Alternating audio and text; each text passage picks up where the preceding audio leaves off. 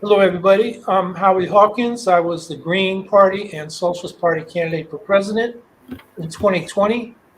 And this podcast, Green Socialist Notes, is about educating and organizing for the eco-socialist program that my running mate Angela Walker and I ran on in 2020. And that's Chris. If you haven't seen him before, he's the producer behind the scenes. I forgot to take myself off. So he's the one that picks your questions, and those are things I can't do about this. So Okay, I'm leaving now. all right.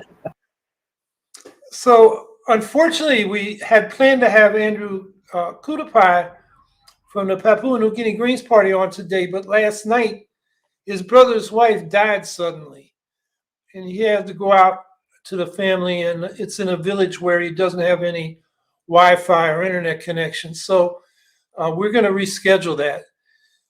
It'll probably happen in December. Next week, we will have Ron Daniels of the Institute for the Black World 21st Century and the National African American Reparations Commission to talk about the reparations question. And the week after that, we'll bring back Nadal Patari, who we had on back in March, to talk about the situation in the Middle East. And then I'm going to Georgia, the country, to observe their elections and talk to the Greens and the left in Georgia about their situation. The election will happen while I'm there.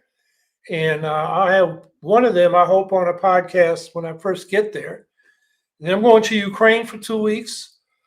And then I will be for shorter visits to the Czech Republic, Poland, Germany, and the United Kingdom, talking to Greens and Green left people and eco-socialists in those countries. So I will probably have guests for those podcasts, but I don't know who they are yet.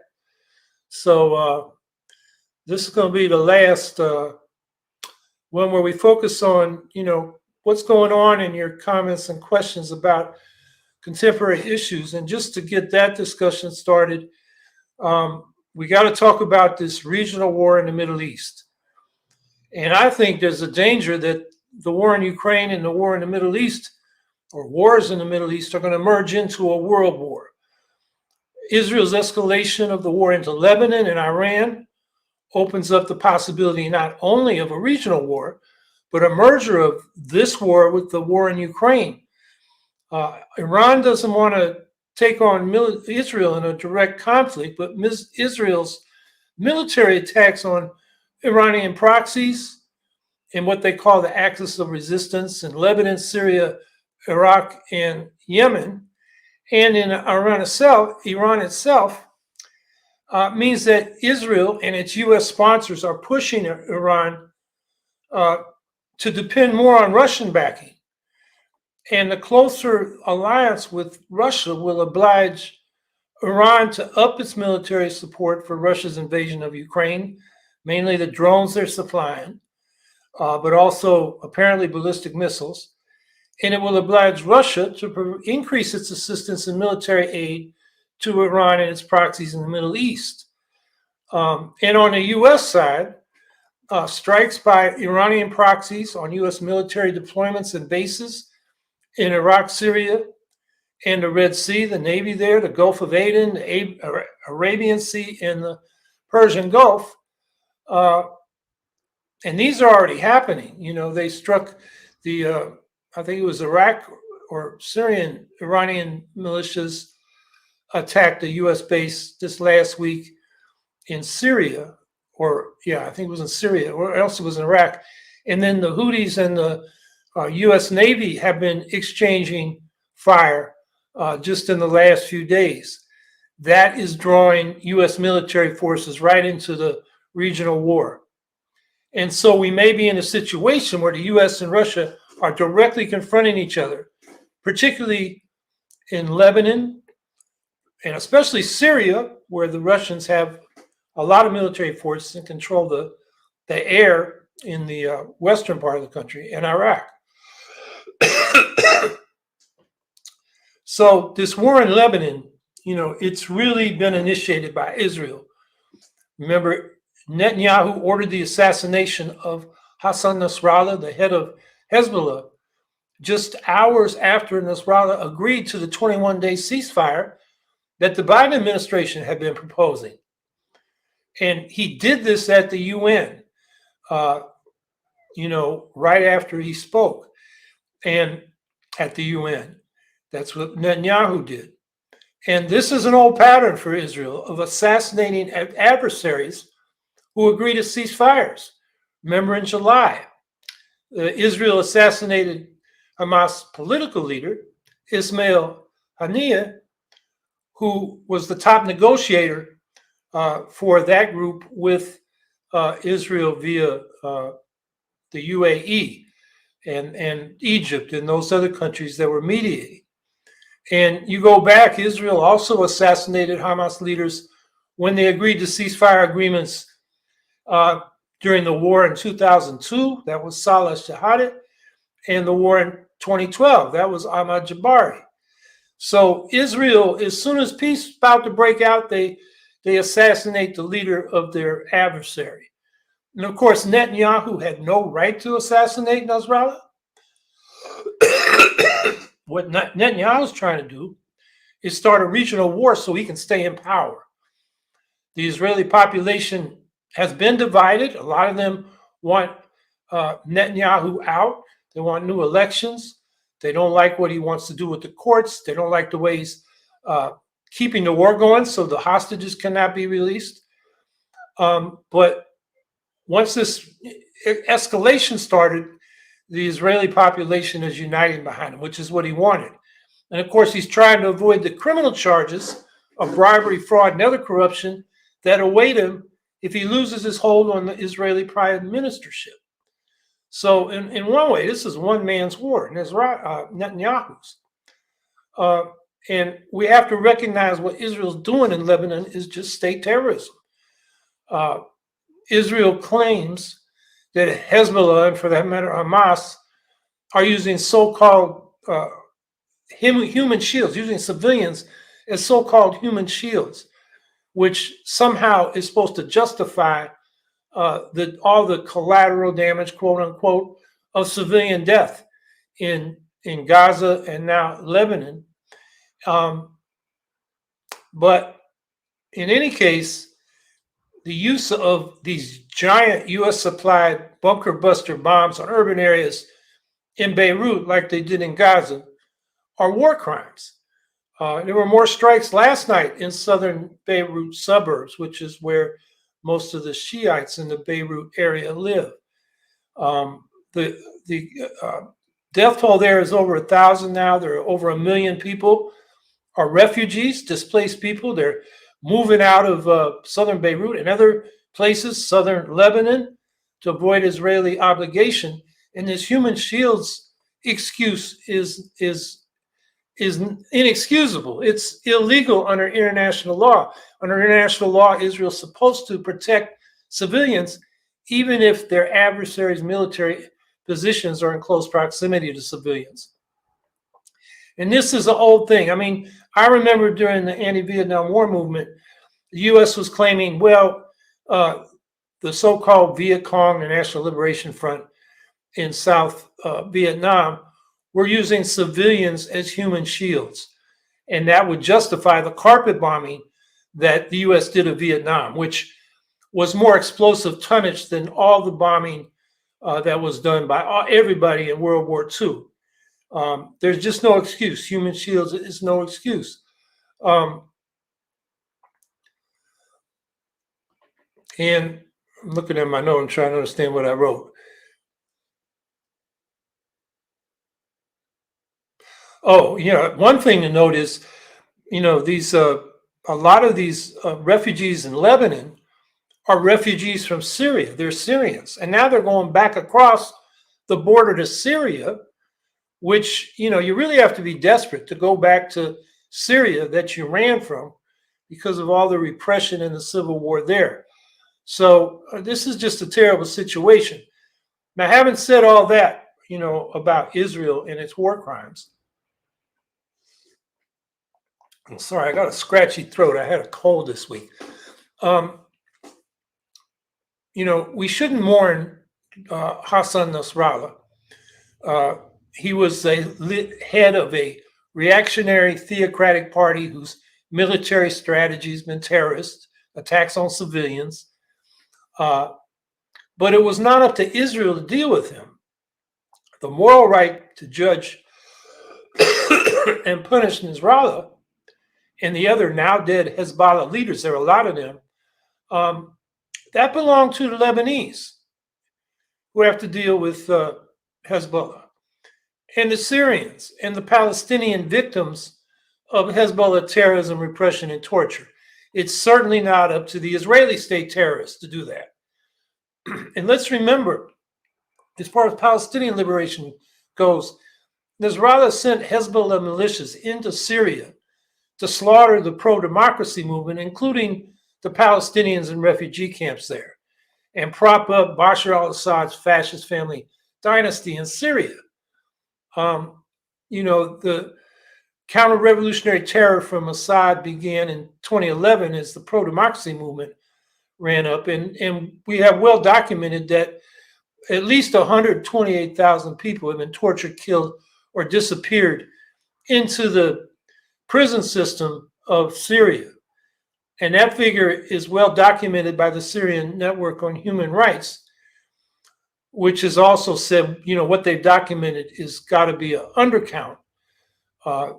And we know for one, big piece of evidence, a Syrian military police photographer had the job of taking pictures of these people that died in custody, partly to prove to the higher ups that the prison wiped them out, and partly to document to the families when they returned the bodies that they were dead, or even if they didn't return the bodies. So this guy, his pseudonym is Caesar because he's, for security reasons, doesn't want it known.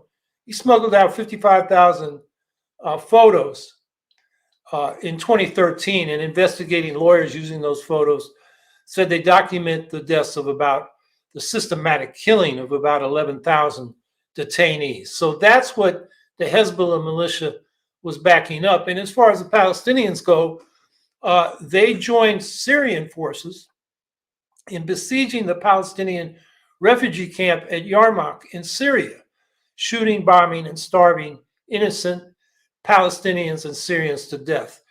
And Nadal Patari, who will have on in 2 weeks, he spoke about that when he was on this podcast in March. He grew up in Yarmouk, that refugee camp in Syria. He's a Palestinian refugee. And, well, it's the child of Palestinian refugees who had to leave after the Nakba in 1948.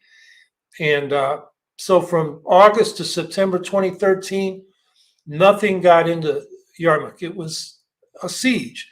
Children starved.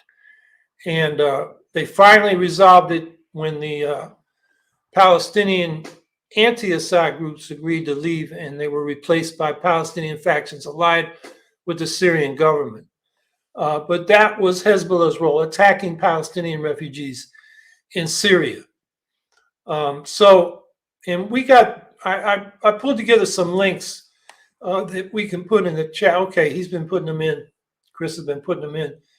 That, will document some of the things I've been saying about Hezbollah's role in repressing Syrians and Palestinian refugees in Syria. So, as I said, Netanyahu's clearly trying to start a war with Iran and drag the U.S. into it on Israel's side. And it's already happening. I mentioned the attack on a U.S. base, I can't remember if it was Syria or Iraq recently, by Iranian-backed militias, and the Houthis and the U.S. Navy exchanging fire in the Red Sea.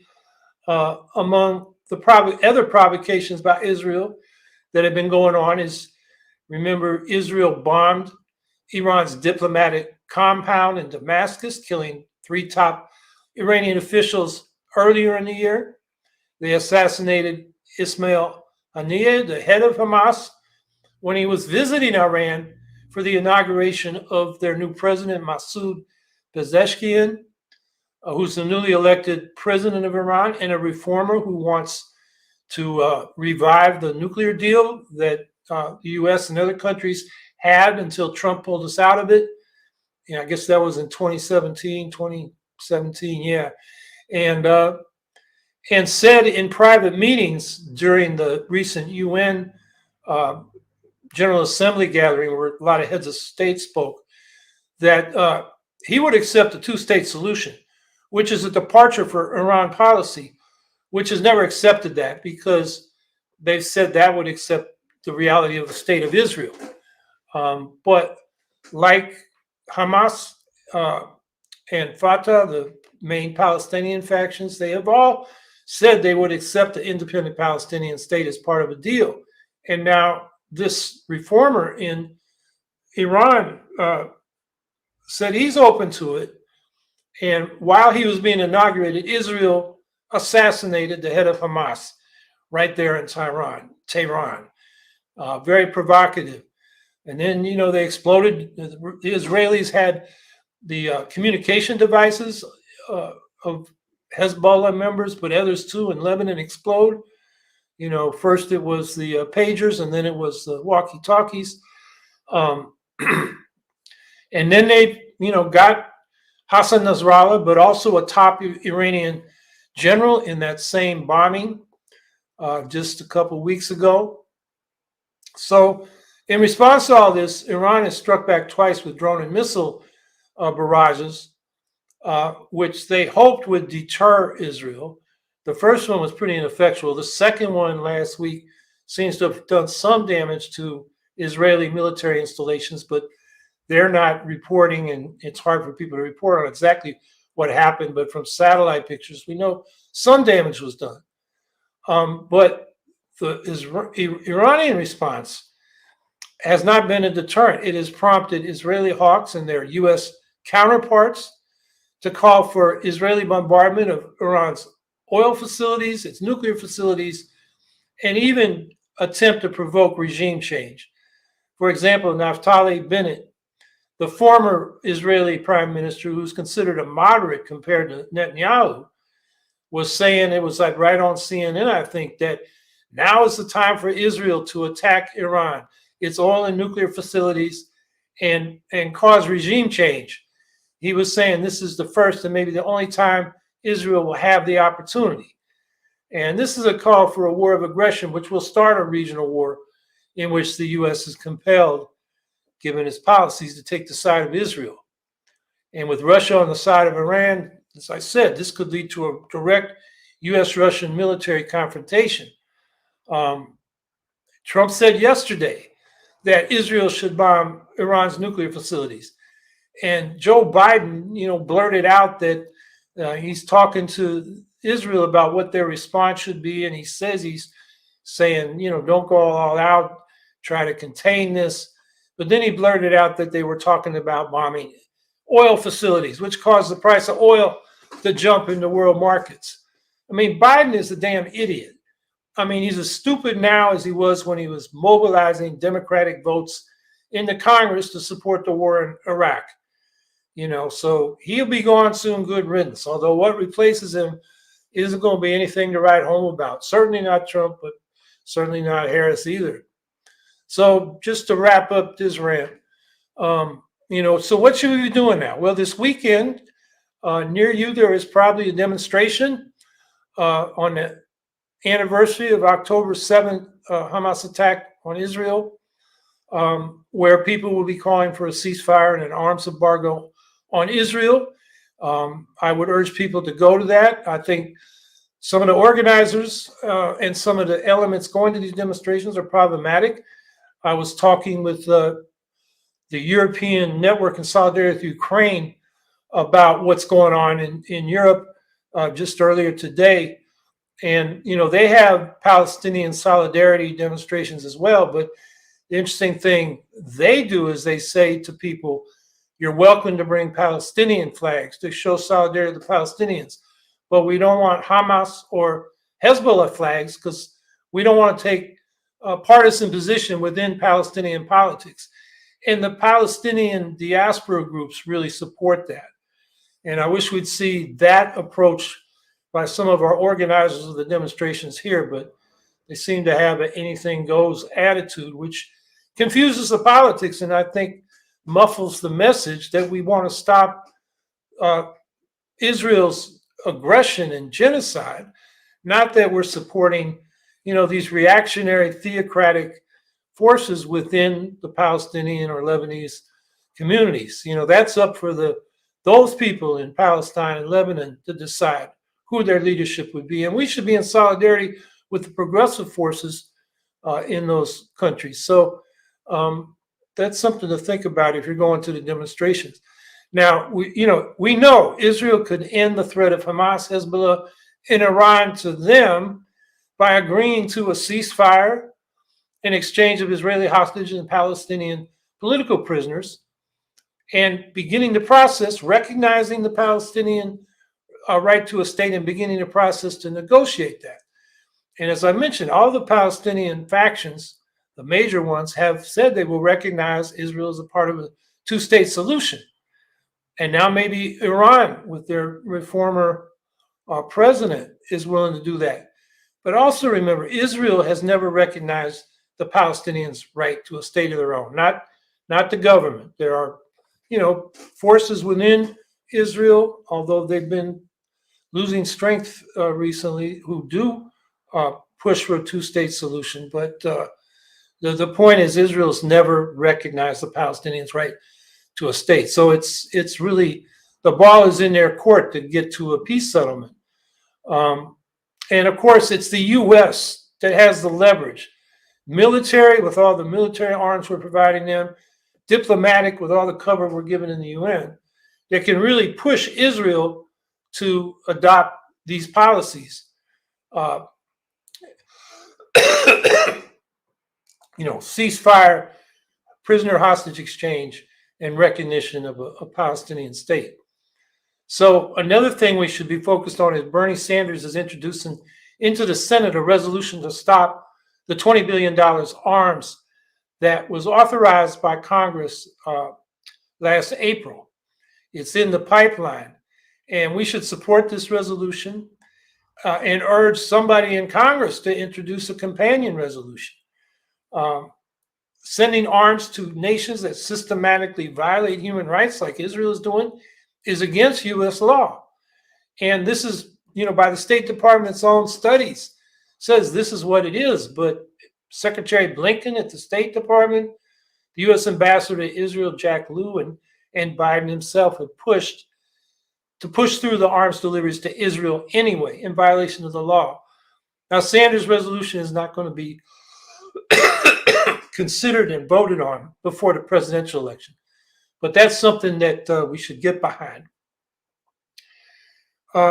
So, in the end, we can push Congress, but it's really up to us. And by us, I mean the Palestinian Solidarity Movement, of course, the Greens, but other forces, to force these changes in U.S. policy toward Israel and Palestine. And we got a long way to go. Only 37 Democratic members of the House, along with 21 Republicans, but they did it for fiscal reasons alone, voted against the $20 billion supplemental military aid that was passed for Israel last April. That was in the House. In the Senate, only Bernie Sanders tried to stop that supplemental. So what does that mean? We have less than 10% of the House and 1% of the Senate with us on an arms embargo of Israel. So like I said, we have a long way to go, but we can make a difference. Just to look back, when we started to oppose the invasion of Iraq by the Bush administration, when it was preparing to do so in the fall of 2002, we could only count on 25 members of Congress to oppose the invasion. But by March, when the invasion started, we got that number up to 125 who opposed the war. Now, it wasn't enough to stop the war, but it did show that our street protests, our meetings with members of Congress, our op-eds, our letters to the editor, and all the other things we did move about 100 members of Congress. That's to say, we're not powerless. We can make a difference. And in the end, Congress, not the presidency, because you're not going to get it from Trump, certainly, and probably not from Harris, has got to lead on this and push the whole government to institute this arms embargo on Israel until we get a ceasefire, prisoner hostage exchange, and a process toward a two-state solution being discussed.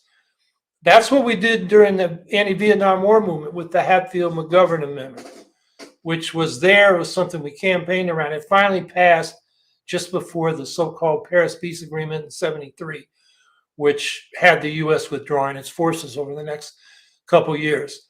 And Congress could have been the anti-war lever in the Iraq War, but we didn't get quite enough support. So our immediate task is to make the cutoff of arms to Israel an issue in this congressional election. That prepares the ground for this debate will happen in Congress after the election. And we can do that in our districts, question the candidates at their town meetings and their events. If there are any debates, get the question in there, either by, inside the room, if you can do that, to the moderators, if you can do that, in a street demonstration outside, if you can do that, demonstrate out the headquarters of these candidates. Of course, if we have our own candidate, they can speak our demands themselves. But that's what we need to do. And so, this weekend, go to the demonstration if there is one, and over the next month, let's try to get these issues into the congressional races. And so, we're in a really bad situation with these wars, but we're not powerless. If we act up, we can make a difference. So I'm gonna stop there and stop coughing from talking too much and see what you got to say.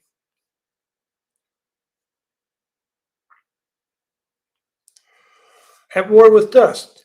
Could Jill Stein withdraw her name in the 5 or 6 swing states and still maintain the Green Party's ballot line? Might that generate some good press? Answer to question number 1, no. It's too late. I mean, the ballots are mailed. I voted a few days ago with my absentee ballot because I'm not going to be here during the election. They're being mailed out, absentee ballots, military ballots. The ballots are set. So she can't withdraw her name at this point. If she said instead that I urge you to vote for Harris to stop Trump in the 5 or 6 swing states, that would generate good press from some quarters. It would generate a lot of ill will from Greens in those states. As when I was asked this question, why don't you just withdraw or endorse Biden in the battleground states? I said, for the Greens, every state is a battleground. Take Pennsylvania. The Democrats, and Harris is leading the way. They're pro-fracking. And it's unnecessary for, if she's being politically opportunistic, because the polls show majority of people in Pennsylvania are against fracking. And of course, we got to stop fracking for a number of reasons. Of course, the climate. There's a new study out from Cornell that exporting liquid nitrified gas is worse than coal in terms of carbon emissions. The frack gas in the Marcellus Shale, which is in Pennsylvania, is loaded with radon. So when you burn that to heat your home or cook your food, you're getting more radon than you would have, which can cause lung cancer. It's a radioactive gas. And of course, what happens to aquifers and other water resources where there's fracking is another question. I mean, there's just no reason to do this. And of course, we've been demanding not just an end to fracking, but to all new fossil fuel infrastructure, because by the global climate budgets to keep us below 1.5 degrees rise in temperature Celsius, we have to not drill any more wells or dig any more mines for fossil fuels. We can use what's already the wells and mines already there in the transition to a 100% clean energy system. And if we, start building more fossil fuel infrastructure, not only wells and mines, but fuel processing, oil refining and gas liquefaction for export and all that, we're just creating momentum, because the capitalists have power. Once they make that investment, they want to get their money back. So they're going to keep selling fossil fuels through that new infrastructure to make money, which makes it harder for us to stop it. So, there'll be, the mainstream press will say good for Jill Stein. She's trying to help Harris. But the fact is, I think it was Nate Silver with 538 did a calculation as to whether your vote in a swing state could make a difference. And the odds are, he said, 1 in 60 million, which is less than, dying in an airline crash of 1 in 11 million. So, we should vote for what we want. That's our vote is our voice. Voting for Jill Stein is a vote against genocide in Gaza and this growing regional war. It's a vote for a national public health care system, social housing, the housing unhoused, and many other positive programs, ranked choice voting and proportional representation. We disagree with her, or I do, on Ukraine. Although I think I talked about it last week, she did put out a statement at least calling Putin a war criminal after that Mehdi Hassan interview. But her position, just to finish up on that thought, is, stop the arms, call for negotiations. Of course, if Ukraine can't defend itself from the constant attacks from Russia, they'll have no bargaining power in so-called negotiations. And, I learned in this call with the Europeans this morning that Olaf Scholz, the chancellor of Germany, said he wanted to meet with Putin. And Putin said, no, I don't want to meet with you. There's nothing to negotiate. So the idea that Russia wants to negotiate when they're making incremental gains on the front lines is Pollyannish. It's just wishful thinking. So, no, she can't withdraw her name. It would generate some good press in some of the mainstream media, but it would be an offense to Greens who worked so hard to get her on the ballot.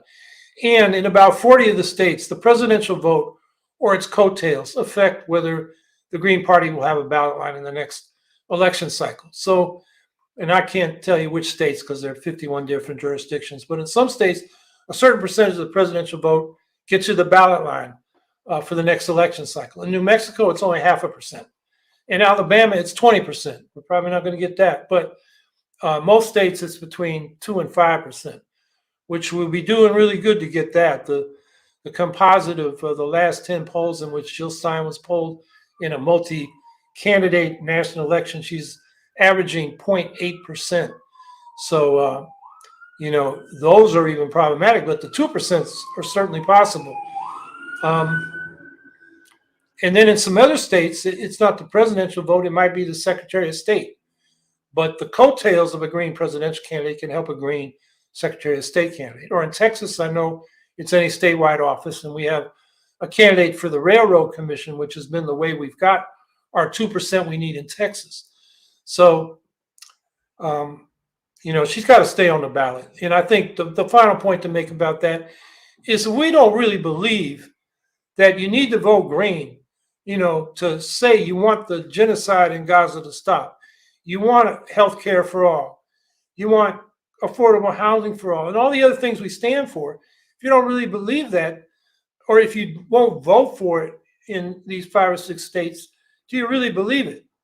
Are we really offering the alternative, or is this just kind of a protest vote and a futile exercise?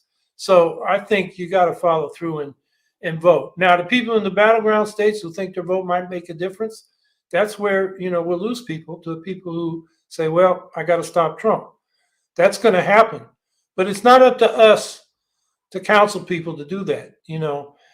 In fact, and one of the best things I think Jill said this week, it was in Newsweek, is that, Harris could win back the votes in the Muslim and Arab community she's losing by saying we're going to have an arms embargo on Israel, or just saying we're going to condition arms to Israel until they make the proper moves in terms of, de-escalation, ceasefire, hostage exchange, and so forth. So it's on Harris, not Jill and the Greens.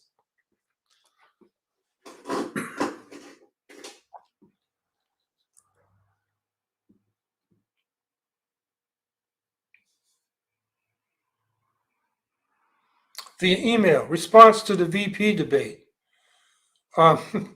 What would I see? Somebody said, one of the late night comedians, I read this, I didn't see it, said people thought they were going to a horror movie and they ended up at a Hallmark movie.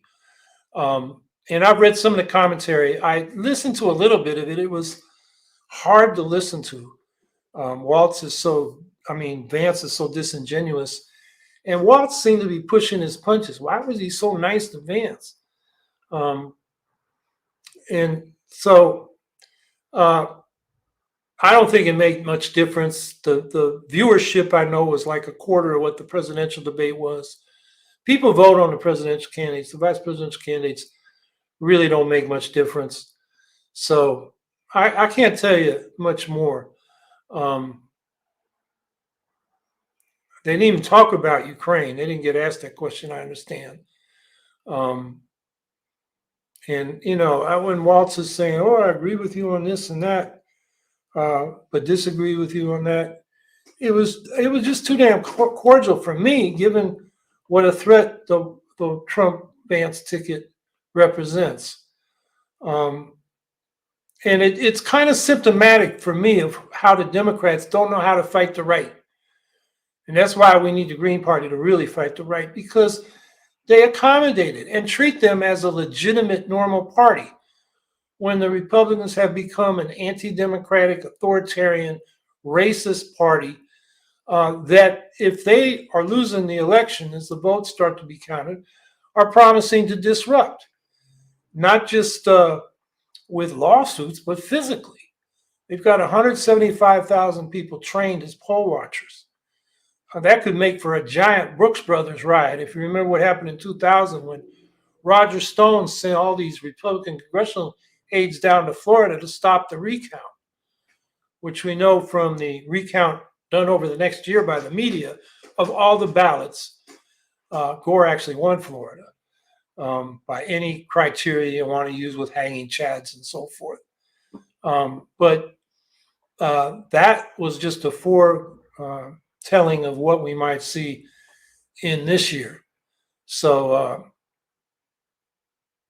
to normalize the Republican Party, I mean, the Democrats ought to be delegitimizing it and pointing out how they're, outside where most Americans are. Most Americans want democracy. They want their politicians to tell the truth, or at least don't lie so obviously. And so I think, Waltz's attitude to Vance, it was too Minnesota nice. I think that's what they call it. Because there are real differences. And I guess Waltz at the end did good on the abortion question and the January 6th question. But by that point, it was like over an hour into the debate. And the other reviews I've said is, Vance was smooth. Some people say Waltz's kind of nervousness and halting delivery, particularly at the beginning, was endearing. He's a regular guy. I don't know. But like I said, in all, I don't think it's going to make a difference in this election. What's going to make a difference is the ground game. And I hope the Democrats are putting a lot of money into that. I see them on the TV ads, much more than Trump, because we're not a battleground state. So these are national broadcasts. I watch a little football. That's where I see them. So it's going to be a turnout election. Not that many people have changed their mind. The only thing that's really happened is when Biden dropped out and Harris dropped in, a part of the Democratic base that was really unhappy with Biden and didn't think he was, ready to go another 4 years, came back in to vote for Harris. But that's about it. The national polls show Harris 2.5% to 3% ahead over the last couple of weeks. But, do those polls know what's going on? Are Trump voters hiding that they're going to vote for Trump? Because they might be in a Democratic community and they don't feel comfortable doing that? Or are they,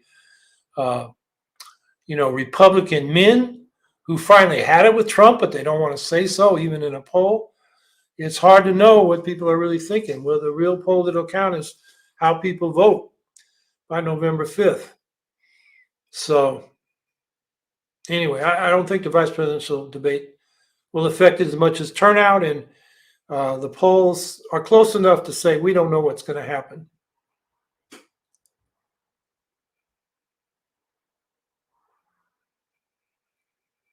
Chris Blankenhorn, I agree. I've hated the weird branding the Dems are using. Fascism isn't weird and shouldn't be written off as such. Actually, I thought weird was pretty effective because they are weird in a way that delegitimizes them.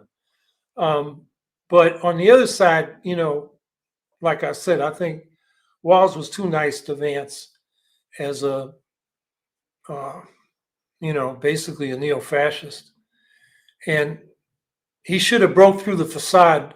Vance put on his nice, face mask.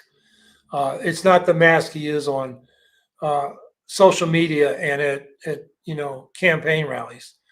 He's much more the bigotry and zany, ridiculous lies come out. And Waltz should have really called that out.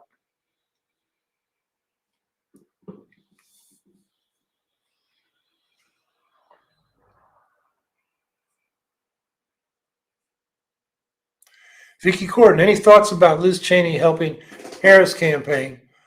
Well, good for Liz Cheney. Hopefully she brings Harris a few votes. She's doing it on pro-democracy grounds, which are good. I'm uncomfortable about the fact that she's saying Harris's foreign policy aims are better than Trump's. Cheney foreign policy aims are basically U.S. imperialism. Of course, Harris is saying she'll be a good custodian of that. So it kind of makes logical sense, but I just don't like that. Again, I don't think, Liz Cheney's endorsement is going to move that many Republicans. The never Trump Republicans are already pretty solidified. And, Liz is one of them, and they've been solidifying for now 8 years. So I don't know if she moves it that much. So those are my thoughts about that.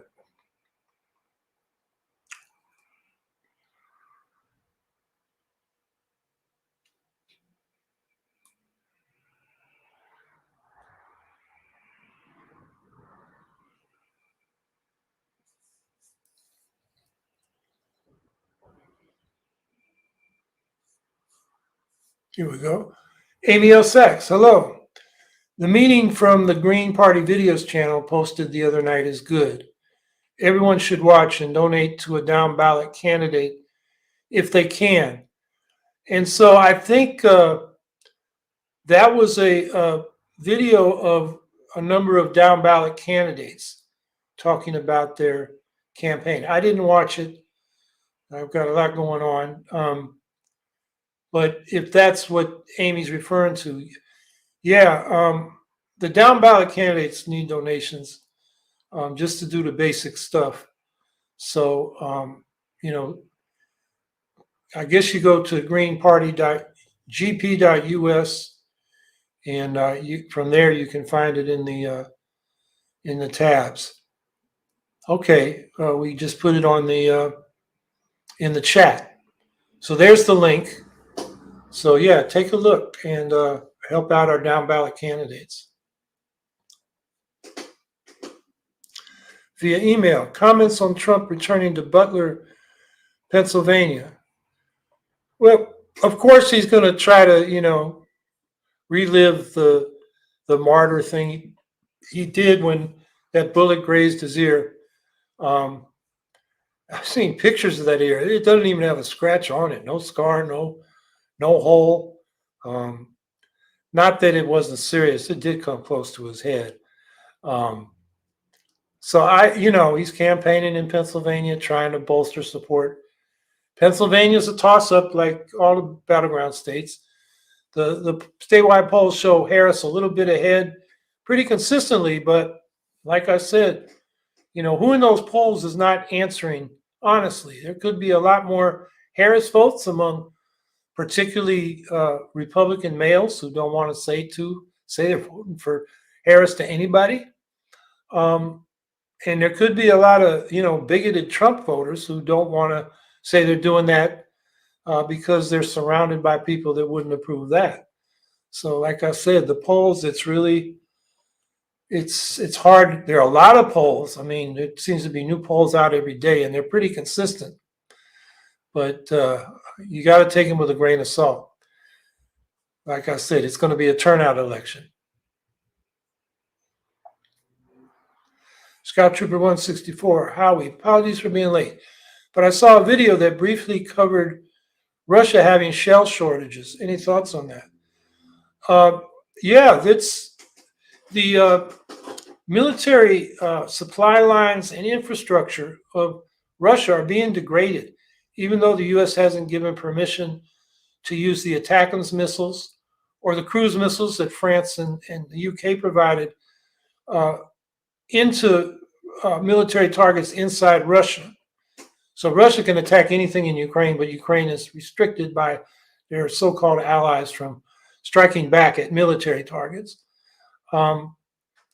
They've really degraded. They've blown up a number of ammunition depots, which may be a reason for the shell shortages. There's a lot of corruption in Russia. It's a mafia state, including the military. So a lot of the shells that supposedly were being produced, maybe some of that money went into somebody's pocket. I can't explain exactly why, but I have seen not just one video, but I watched some of these military analysts who, show or report on what the Russian military bloggers are saying. And these are either people in the armed forces or people that are adjacent to them who are reporting to Russians what's going on. And they're having shell shortages, not as bad as Ukraine experienced, but it's kind of leveling the playing field because Ukraine shells have come up since the USA got approved in April and Czechoslovakia found all these shells around the world, including allies of Russia, but who are willing to sell them via Czechoslovakia to Ukraine. So the artillery battle is a little more even, although Russia still has more shells. But I think we don't know what the details of Zelensky's victory plan were because he talked about it to world leaders, to Biden, Harris, Trump, but nobody's said it was A, B, C, D. We have some pretty good indication from reporting off the records. And basically, they wanted permission to strike deep into Russia at military targets. The Kursk incursion, where Ukraine has taken some Russian land just across the border from the Kharkiv Oblast, is a bargaining chip. But the big thing, I think, in that victory plan is Ukraine wants security guarantees from the West, whether it's in NATO, which their chief of staff told the Council of Foreign Relations in the U.S. Tuesday, I guess it was the week before last, that that's what Ukraine wants. Or there's other reporting that Ukraine would accept a non-NATO security guarantee from powerful countries like the U.S., France, Germany, and the U.K., which means if Russia invaded after a peace settlement, they'd go to fight Russia too, and guarantees Ukraine's security. And that is what held up the peace agreement in March, April, after the February invasion by Russia, because Ukraine was willing to be neutral if the West would guarantee security, and the West was not. People say Boris Johnson sabotaged the peace agreement. And in a way, he did by saying he couldn't say the West would provide a security guarantee. He said, we'll provide you arms to fight, but we're not going to fight ourselves or get into a peace agreement where we're obligated to do that if Russia attacks again. That seemed to be the centerpiece from my reading and study about it, of the victory plan. So that answers the question. Well, how are we going to get Russia to withdraw? I mean, I think Putin has to understand that he can't win the war. He may be able to try to fight a war of attrition, but we will keep backing, the West will keep backing Ukraine, and Russia will keep taking the enormous losses. I mean, like 1,500 people a day, 1,000 to 1,500 a day of troops is what they're losing. Over a year, that's like 400,000 troops. There are very few armies in the world that big. So Russia, losing their whole army every year and recruiting more young men to go be cannon fodder is not sustainable. And if the West, the GDP, the productive capacity of the EU alone, keep America out of it, is 11 times greater than Russia's. So, people say, well, Russia's got more troops and it's a bigger country. Well, not when Ukraine has the backing of Europe. So how will Putin decide to leave? When he realizes he can't win. And he's waiting for the election in the United States. If Trump's elected, Putin's going to say, oh, good, I can do whatever the hell I want. Like Trump at one point said, Putin can do whatever the hell he wants to Europe if they don't pay up, for NATO. And if it's Harris, we don't know for sure, but I'm afraid it's going to be the half support, with so-called escalation management that the U.S. has, practice in leading this 50-state coalition backing Ukraine. They've been reluctant to send new weapon systems. The U.S., had a 6 month delay in approving aid for this year. And, right now it's the long-range missile strikes at Russian military targets that's sort of the next new, thing that the U.S. will permit Ukraine to do. And I'm afraid, with Harris, it'll drag on like that instead of being real clear. Remember during the presidential debate, David Muir asked both Trump and Harris, do you want Ukraine to win? And of course, Trump really didn't answer the question and I think it went back to immigrants. And Harris never really said she wanted them to win. She said, we'll support Ukraine as long as it takes, or something like that. So the U.S. isn't really trying to help Ukraine win by, making the Russians decide it's not worth it and withdraw. But that's what it's going to take. That's always what it takes. That's what got the French out of Algeria. It's what got the U.S. out of Vietnam. It's what gets aggressors and colonialists out of other countries, is when they realize they can't win and it's time to cut their losses. So the whole point is to make Putin have to make that choice.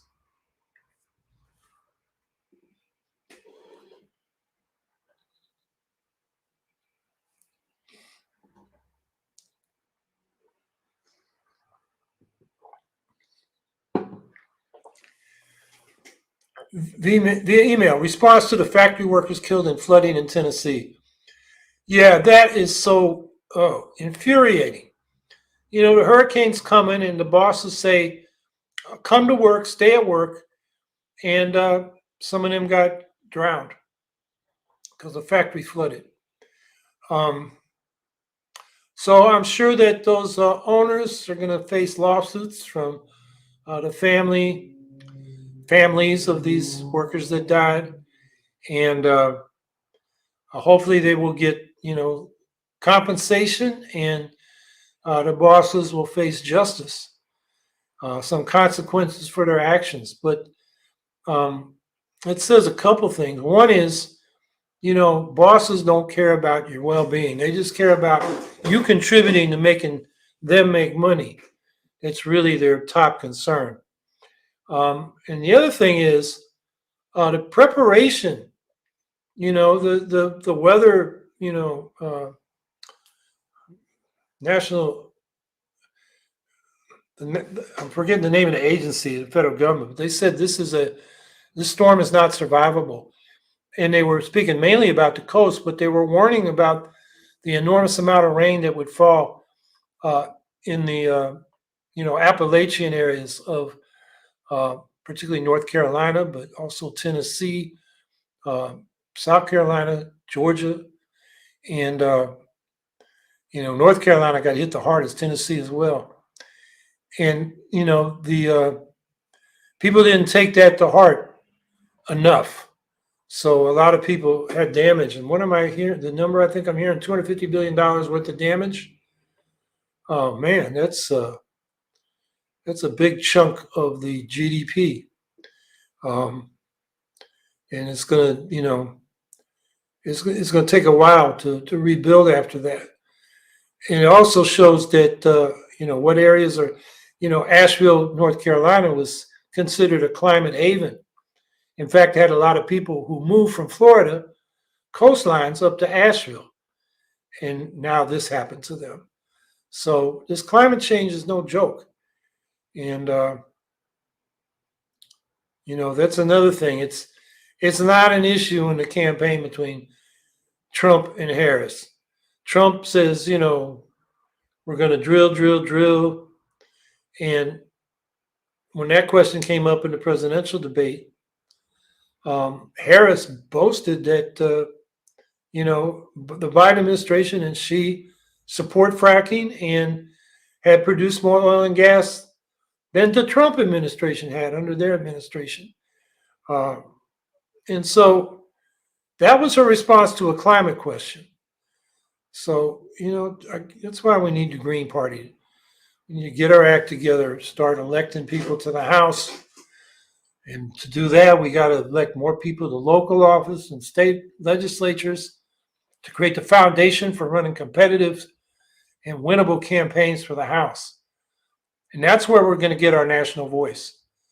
The presidential campaign is really tough because all the money involved, the biases given the winner-take-all system that creates the spoiler problem. And but we can, begin to get our foot and some leverage in national politics through the House. So that's been my takeaway, really the last year of politics. That's where the Greens got to go.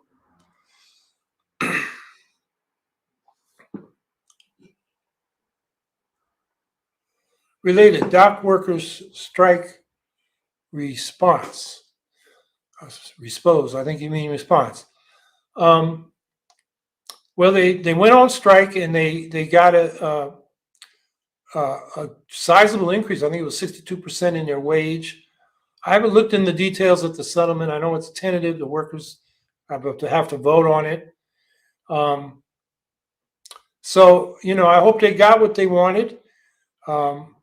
I've seen the headline. I haven't read the story that behind the scenes, the Biden administration was encouraging a settlement because you have a prolonged dock workers strike, and then that begins to affect the economy. It becomes an election issue. So they wanted to get the issue off the table. I hope the workers didn't compromise a lot to do that.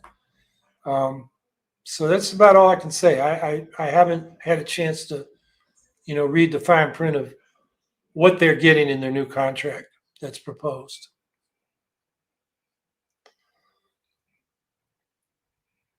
Okay, our hour is up. I haven't had a chance to monitor the chat. I'm wondering what other questions came up. But, thanks everybody for being here. Next week, reparations. Say a few more words about Ron Daniels. I've known Ron since late 70s, early 80s. He was the organizer of the first National Black Political Assembly in Gary, Indiana in 1972. Very significant event. Went on to be chair of the National Black Independent Political Party that formed out of that. Is one of the things that came out of that in the late 70s and 80s. That went into Jesse Jackson's Rainbow Coalition. And Ron was deputy campaign manager and executive director of the Rainbow Coalition that existed between the 84 and 88 elections. And then when Jesse took the Rainbow Coalition into push as his thing, Ron tried to get the Rainbow Coalition base to go independent and ran a presidential campaign in 1992, Campaign for a New Tomorrow. A lot of us in the Green Party supported him. He had troubles, it was hard getting on the ballot and getting attention. We know all those problems.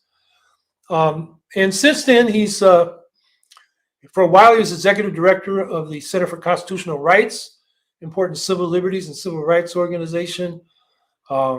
He's taught at one of the CUNY schools. And as I said, he's head of the Institute for the Black World 21st Century and the convener of the National African American Reparations Commission.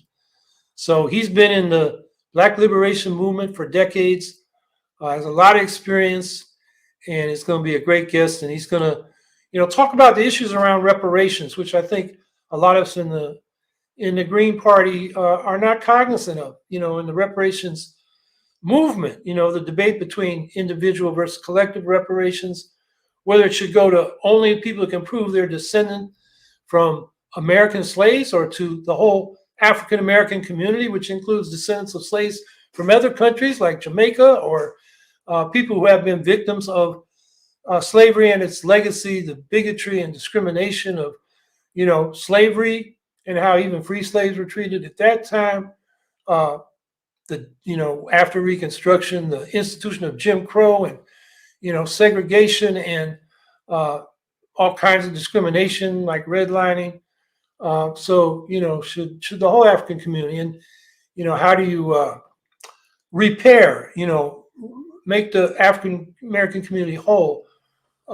Does that require collective reparations, programs to uplift the Black community, or just individual payments? Big debate, and Ron has a definite position on that. So I hope you all be here next week to learn about that. It should be a very good podcast. And so meanwhile, do what you can about the war in the Middle East, and, whatever else issues you're working on, get that issue into the congressional races, and, keep plugging away. So we'll see you next week, same time, 3 p.m. Eastern time, live stream, or you can get it on any podcast platform by Monday. And, it's, I guess, recorded on Facebook, Twitch, and YouTube, even after the live stream. So if you miss the live stream because you're doing something else, you can watch it as soon as you get a chance to. So anyway, have a good week, everybody.